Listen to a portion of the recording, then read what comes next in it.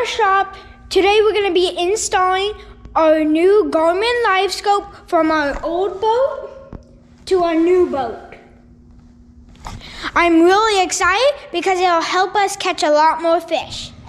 So here's my dad. Now we're going to be installing our Garmin LiveScope.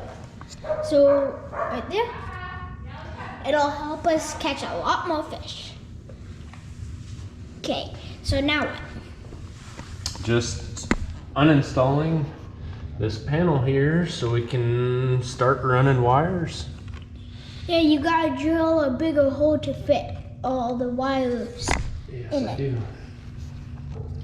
A lot of wires actually, so you might have to drill a big hole.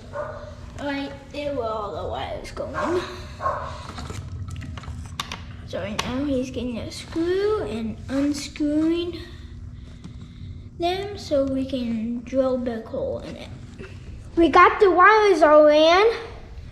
It's a mess.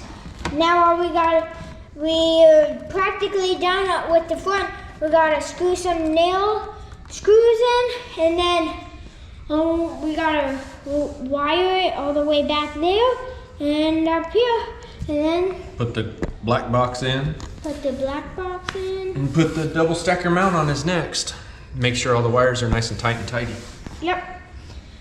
And that's about it. Well, we got the front deck done. Now there's a Garmin. Now we just gotta get it wired over to the front console. Then we're done. So guys, we got it all wired and fixed. Here's the Garmin LiveScope, the front one. There, we got it all wired into the fuse. Fuse under here. There, it's kind of dark.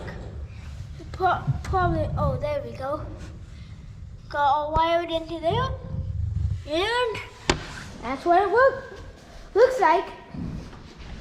This is Weston the Hook Dokie. We'll catch you next time on the water. Don't forget to subscribe down below and hit the like button.